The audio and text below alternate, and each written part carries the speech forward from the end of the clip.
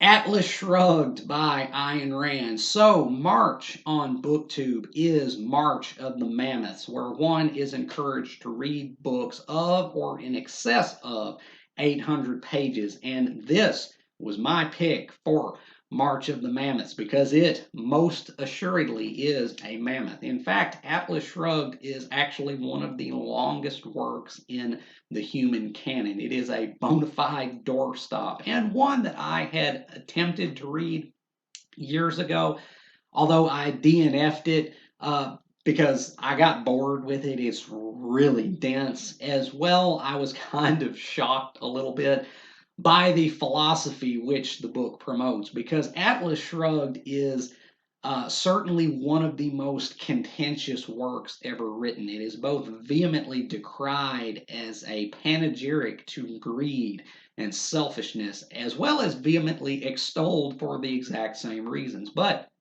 it had been sitting on my shelf for years, and so I finally decided it's time to read Atlas Shrugged. It is time to get Atlas Shrugged under my belt. And so I did. And what I would like to do here today with this video is to review and analyze Atlas Shrugged as both as a book, as a work of literature, and then talk about the philosophy Objectivism, which this book promotes. So join me, won't you, as I take a deep dive into Atlas Shrugged by Ayn Rand and tell you how it impacted me, what I thought of it, and let's see how many subscribers I have left after we're done.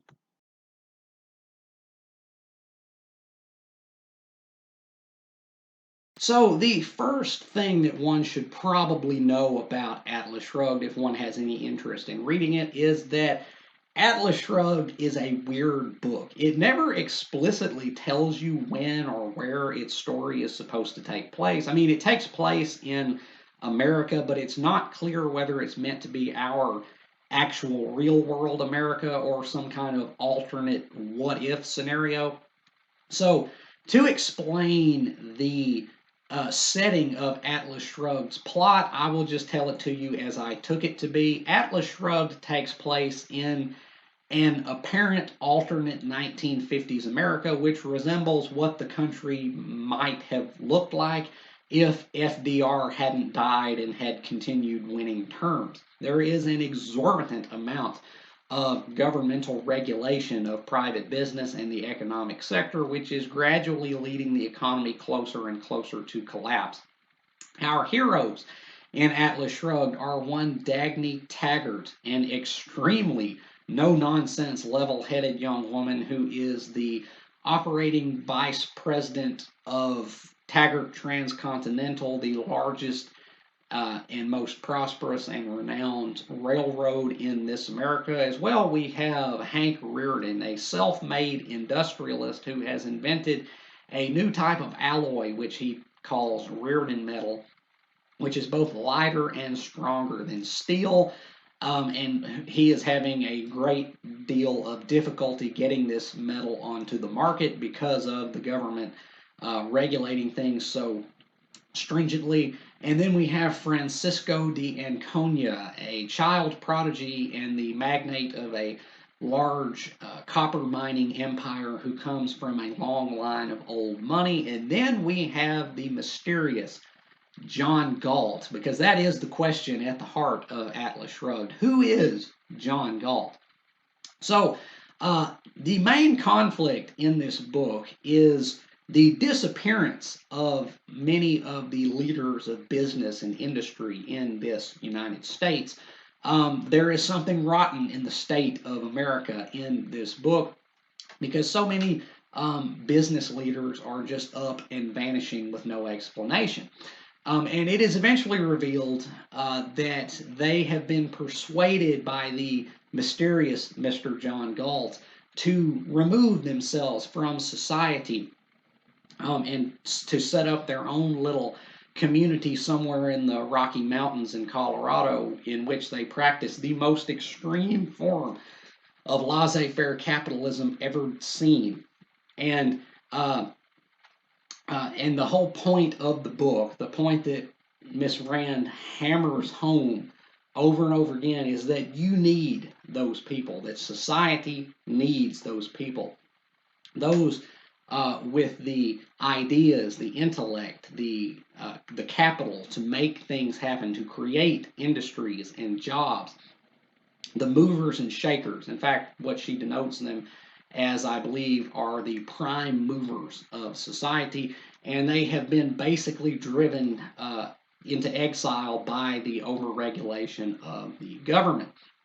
And so that's basically the plot, insofar as I care to give it, of Atlas Shrugged. In fact, the plot of this book is not really very complicated, but oh my word, does she stretch it out. So that leads me into the critiques of Atlas Shrugged and what I thought of it as a work of literature. Atlas Shrugged is the single most overwritten book I have ever encountered. Like I said, the plot is honestly not that complicated. It's pretty simple, but my oh my, how she stretches it out. She never fails to write a page where she could have just written a paragraph.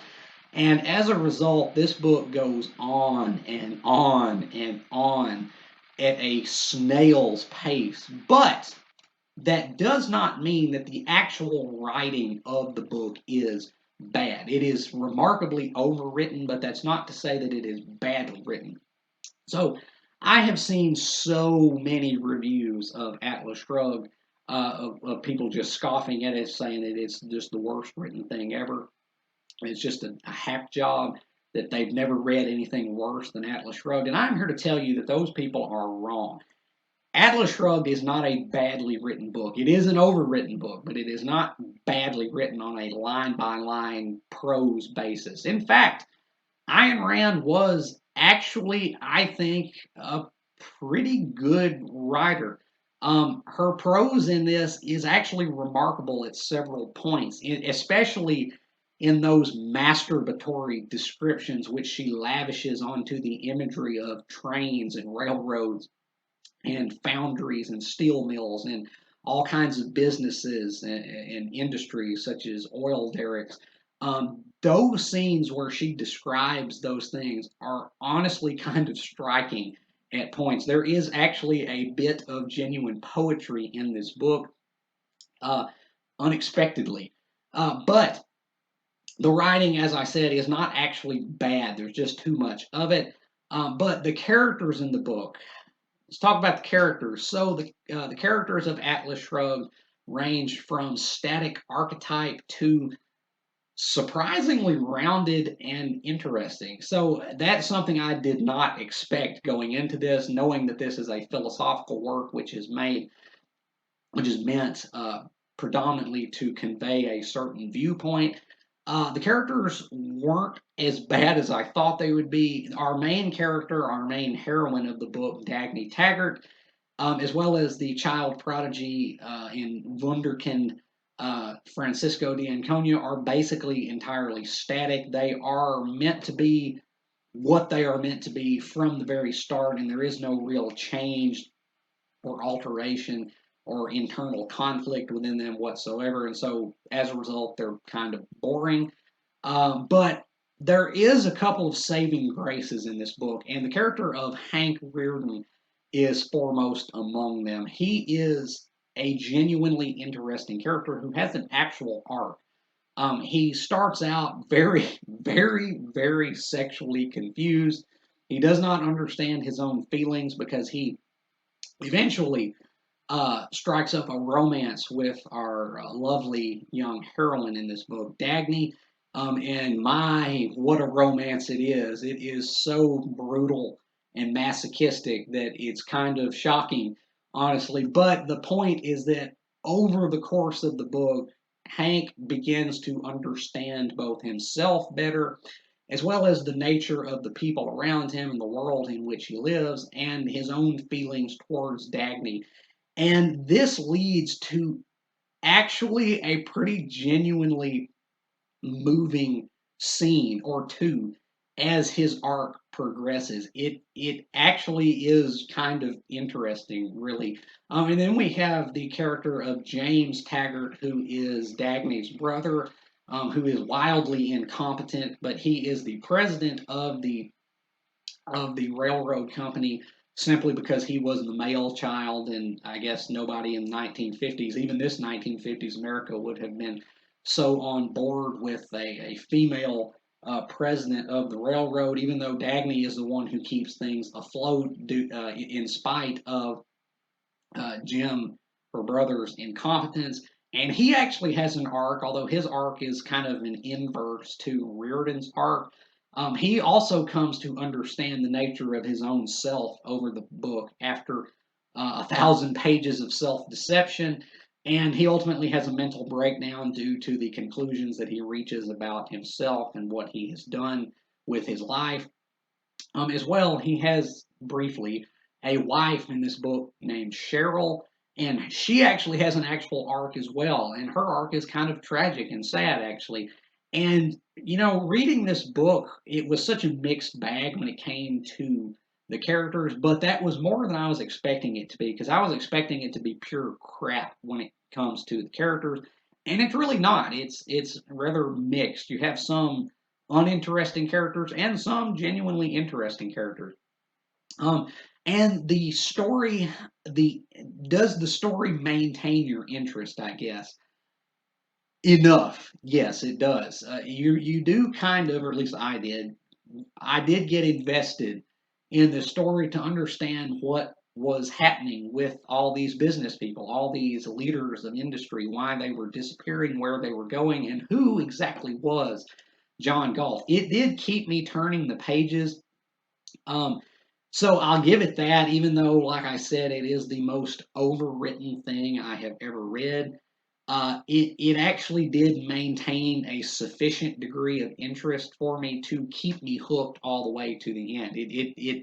It's not. It does have peaks and trenches, but it's not the worst thing I've ever read. So I to kind of give a different take on this book just as a work of literature to those people out there who say it's just complete dog shit. It's really not, actually. Now, the make or break factor with this book is going to come down to whether you agree with the philosophy of it, which I'm going to get to. But just strictly as a work of literature, I would give this a C or maybe even a C plus, just as a book. It's not the worst thing by any means ever written. The people that say that Atlas Shrugged is the worst book ever are like the people that say Nickelback make the worst music ever. You live a very sheltered life if you actually believe that. This is a far cry from the worst thing I have ever read. It's, again, the most overwritten thing I've ever read, but not the worst written thing. So the characters, mixed bag. The writing, far too much of it, but not badly done. In fact, kind of remarkable at certain points.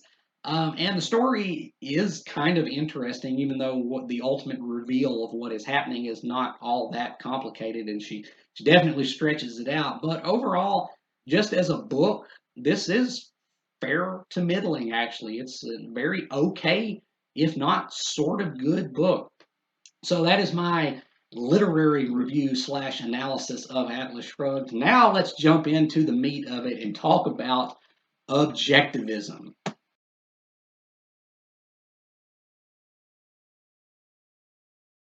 So, objectivism is the name of the philosophy which Ayn Rand created and which Atlas Shrugged was intended to convey and promote.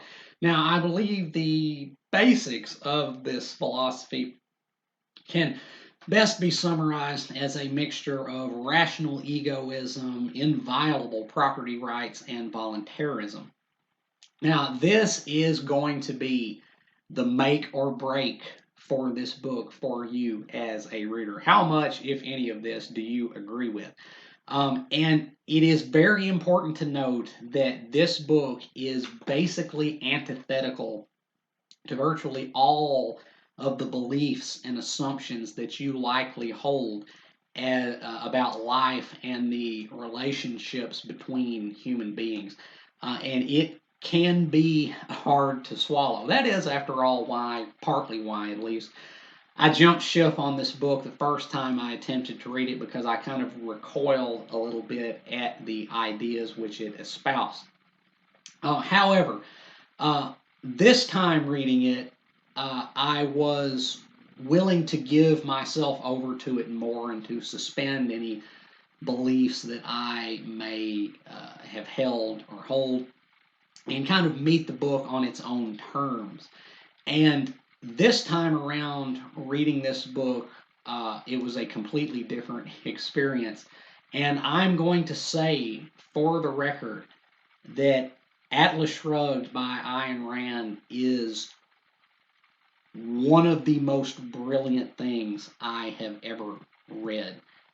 This book, as a book, as a work of literature, as I said in the previous section, it's fair to middling, okay. But as a work of philosophical fiction, as a philosophical work, it is a masterwork.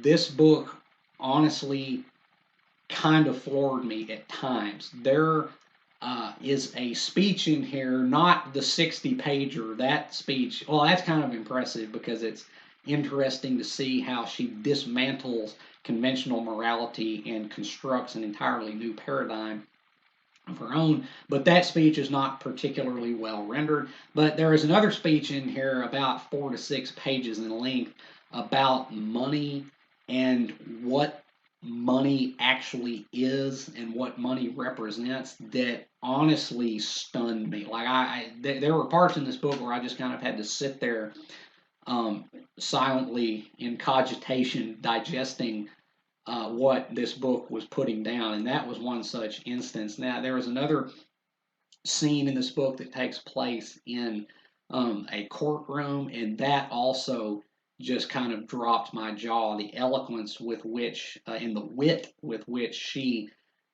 illustrates the points that she's trying to make, it was honestly kind of astonishing, really. And then there is another speech in this book discussing honesty and the necessity of honesty, and how if one misrepresents reality, if one lies, then one kind of becomes a slave to the truth because it's something that has to be constantly obscured. That really did just kind of bowl me over. This book, honestly, is shockingly brilliant at times. What Atlas Shrugged essentially does is to strip away all conventional suppositions regarding morality and ethics down to a very basic question about rights and how one can be said to have the right to something, as well as whether property rights are inseparable from broader human rights. Now, this is where things get into the realm of the political and where I'm going to start treading very lightly because I don't really like to get all that political on here. And it is not my intent by any means to spawn some kind of violent political argument or anything or get attacked in the comments. But Atlas Shrugged makes a very impassioned argument for capitalism, in particular, an extreme form, the most extreme form of laissez-faire capitalism. As well, it makes a very impassioned argument against socialism and Marxism, communism, basically any form of collectivism. But it's very important to understand where Ayn Rand is coming from and why that is. So, capitalism and socialism are predicated upon two very different assumptions ethically about human life.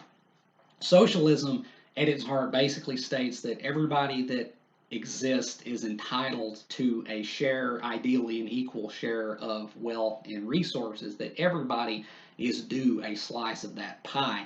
Capitalism, on the other hand, at its heart states that everybody is only entitled to what they can earn. Now, there's an extended metaphor in this book regarding the collapse of a company called the 20th Century Motor Company. In the world of Atlas Shrugged, there was a company called the 20th Century Motor Company, which eventually imploded due to the adoption of a Marxist ideology pertaining to how the company was run and how the employees were paid. Now, the allegory and symbolism there is none too subtle. The 20th century, I mean, can't get more blatant than that. But one of Marx's most famous quotes is the phrase, from each according to his ability, to each according to his need.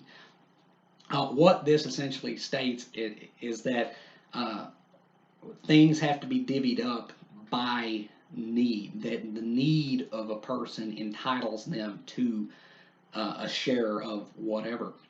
What Ayn Rand argues for with Atlas Shrugged is that need is 100% entirely, completely irrelevant, that only ability matters. The title of Atlas Shrugged is obviously a metaphor. Atlas in Greek mythology was the titan who held the weight of the world upon his shoulders. In the world of Atlas Shrugged, the leaders of industry and business are portrayed as the figurative atlases holding the weight of society on their shoulders. They are the ones that have accomplished the most, that have achieved the most, that have the most capital and resources, and also subsequently the most wealth. She is arguing that they are the ones who are entitled to all that, that are entitled to keep that and retain that and not share it if they do not so choose, because the needs of other people are entirely irrelevant. Now, this is a level of naked, unabashed elitism that many, including my younger self, might find hard to swallow, but it is important to note that she is pretty thorough in her logical foundation of how she reaches this point. The 60-page John Galt speech towards the end of this book, which lays out the foundations of her philosophy, objectivism, and then builds upon that, is actually pretty good at explaining where she's coming from and why that actually is.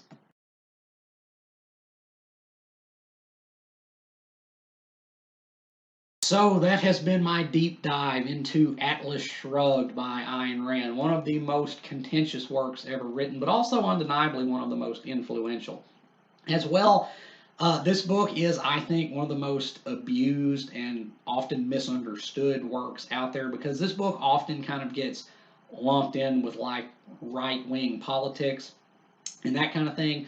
And I don't really think that's fair, because this book is definitely not that. Like, if you look up reviews of this book here on YouTube, I think you'll find a video about it from like PragerU. Please, dear God, don't go listen to any of that. But this book often gets abused, I think, by like fundamentalists and right-wingers who will hold this aloft and say like, hell yeah, capitalism, without even bothering to try to understand anything else about it.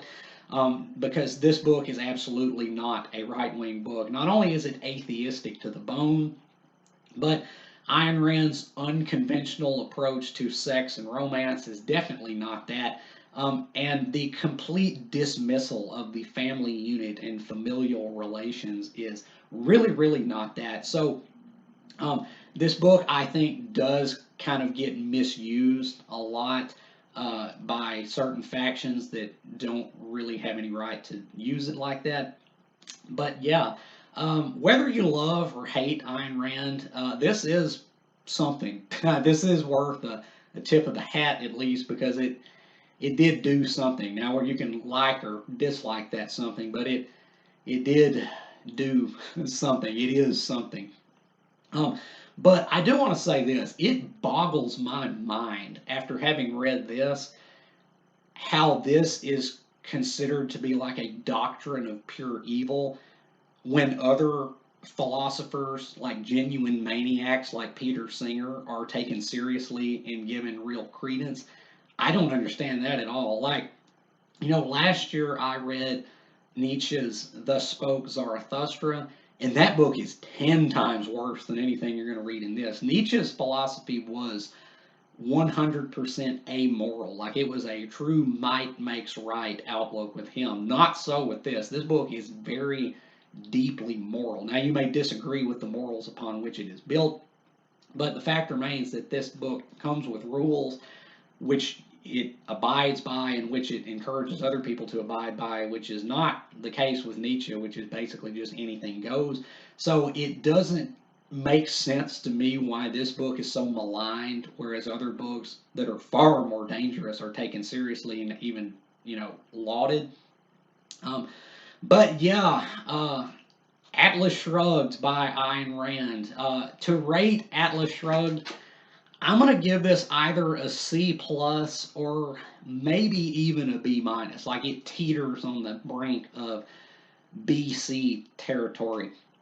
Like I said, just in terms strictly of the book aspects of it, the literary aspects, I give it probably a C plus. But those flashes of brilliance, those flashes of wit that really did kind of, take me off guard, that I wasn't really expecting, in that the eloquence of certain parts of it honestly kind of elevates it a little bit in my esteem. So I think maybe I'd give this a B minus. Do not listen to the people that tell you this is the worst book ever written. They are exaggerating. That is entirely hyperbole. This is a far cry from the worst thing I've ever read. It's a very okay book to kind of good, actually, although it very much one that you can disagree with. But yeah, I think I would give Atlas Shrugged a B minus. It's that to me. So yeah, Atlas Shrugged by Ayn Rand. Have you read Atlas Shrugged? If you have, let me know down in the comments what you thought about it, what you took from it, whether you agreed or disagreed with any or all of it, whether you have agreed or disagreed with any or all of what I have said here today. And if you haven't read Atlas Shrugged, I'm not going to recommend this, not only because it's, something that a lot of people are going to just like, burst into flames as soon as they touch it, but also because, this thing is monstrous. It's over 1,000 pages. I'm not going to recommend that you sink your valuable time into something this demanding if you're not sure it's something that will really pay off for you. But yeah, so, and as always, if you have enjoyed anything you've seen or heard here today, remember to hit that like button and subscribe. I would greatly appreciate it. And until next time, peace.